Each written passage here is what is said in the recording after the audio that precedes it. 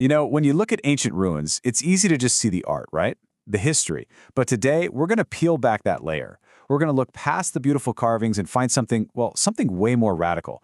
We're talking about the revolutionary engineering that's literally hidden inside the stones. Get ready, because you're about to see the ancient world in a completely new light. And this quote, this really gets to the heart of what we're talking about today. See, the ancient engineers of the Persian Empire, they weren't just stacking blocks. No way. They were pioneering principles of physics, of material science, stuff that honestly gives our most advanced modern building codes a real run for their money.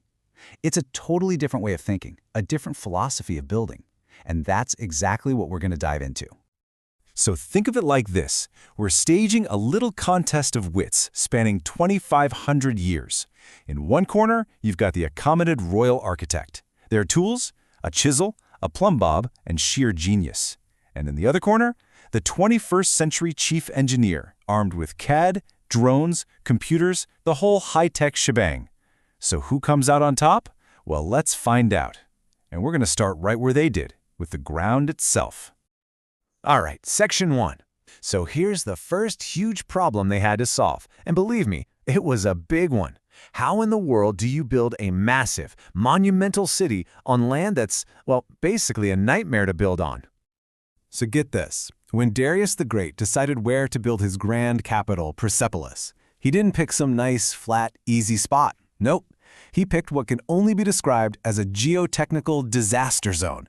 We're talking about a sloping mountain base. It's unstable, it's prone to erosion, settling, all the stuff that could literally snap a building in half.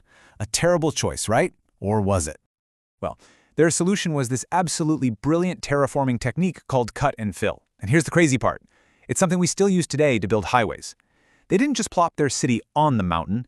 They actually engineered brand new ground. They literally cut into the solid rock of the hill and then used all that excavated material to fill in the low spots, creating this huge, stable, perfectly level platform. And the scale of this thing, it's just staggering. We're talking about 125,000 square meters.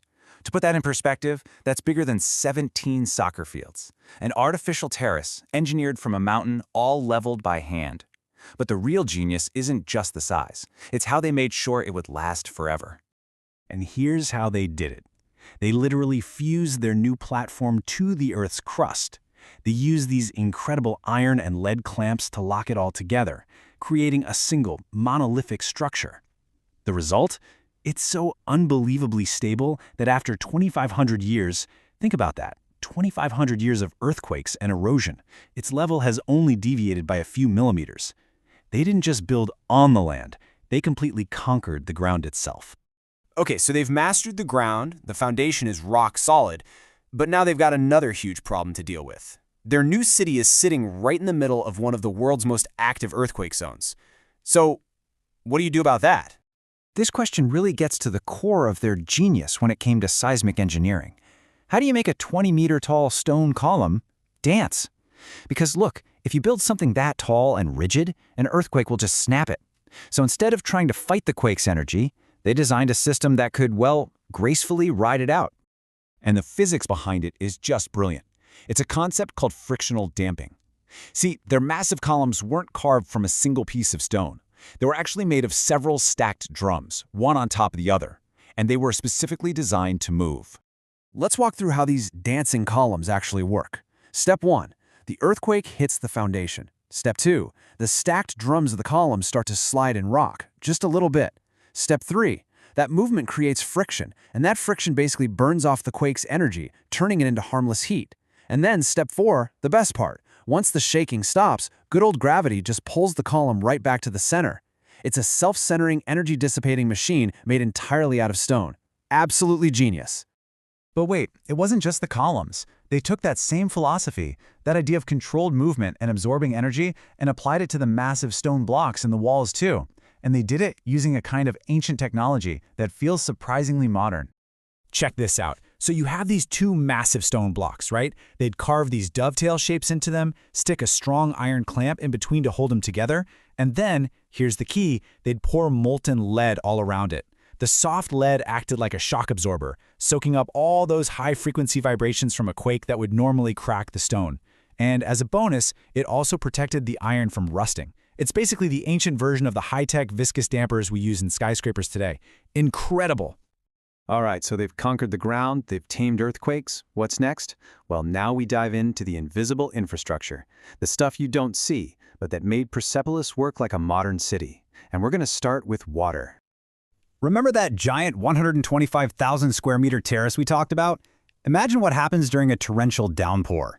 That whole paved area would basically become a giant swimming pool. And the pressure from all that water, it would be immense. Enough to completely blow out the foundation walls they worked so hard to build. So, what was their solution? A subterranean master plan. Before they even laid a single stone for the palaces, they carved over 2 kilometers of drainage tunnels straight into the bedrock. And these weren't just simple ditches. Oh no, these tunnels were sized based on calculated flow rates. They even had filters built in to stop them from clogging up. And the proof that this was genius, archaeologists in the 1930s just had to clear them out, and guess what? The system still works perfectly today. And you see this same incredible level of planning when you look at their materials. We know from inscriptions that they were sourcing cedar wood all the way from Lebanon, gold from what's now Afghanistan, lapis lazuli from Uzbekistan, ebony from Egypt. This wasn't just simple trade. This was project management on a truly continental scale. You're looking at what was basically the world's very first global supply chain. Okay, so you've got this genius-level engineering with stone, with water, with logistics, but all of it depended on their most advanced technology of all, their human algorithm, their system for managing people. For centuries, the story we've been told about how these ancient monuments were built is, slaves, whips and chains. But what if that whole story was just wrong? Because the evidence found at Persepolis tells a completely different and honestly a revolutionary story. The big breakthrough came from these things, the Persepolis fortification tablets. Thousands of them were found, perfectly preserved because they were baked in the fire that eventually destroyed the city. And these aren't some grand royal decrees. They're administrative records. Think of them as ancient Excel spreadsheets, detailing the nitty-gritty, day-to-day operations of the whole project. And what these ancient spreadsheets reveal is just astonishing. This wasn't a slave workforce, it was a professional, paid workforce. We're talking specialized roles like stonemasons and woodworkers, getting paid wages in silver, in grain, in wine. But here's the real shocker. The tablets show a social welfare system. They even had paid maternity leave for new mothers. Let that sink in. Paid maternity leave 2,500 years ago.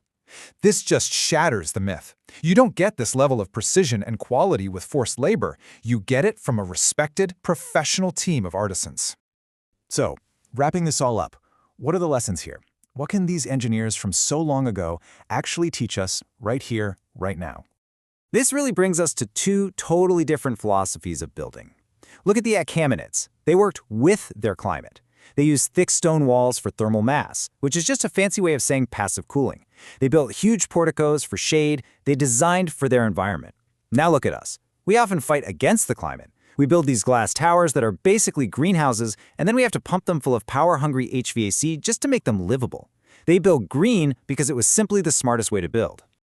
And that really leaves us with this final big question. The Achaemenid engineers, they weren't just building for right now. They were building for eternity. They had this deep understanding of nature, of gravity, of earthquakes, of time itself, and they engineered systems designed to endure. It really makes you think about our own time, doesn't it? Our era of disposable design and those 50-year service lives. It kind of begs the question, what are we building for?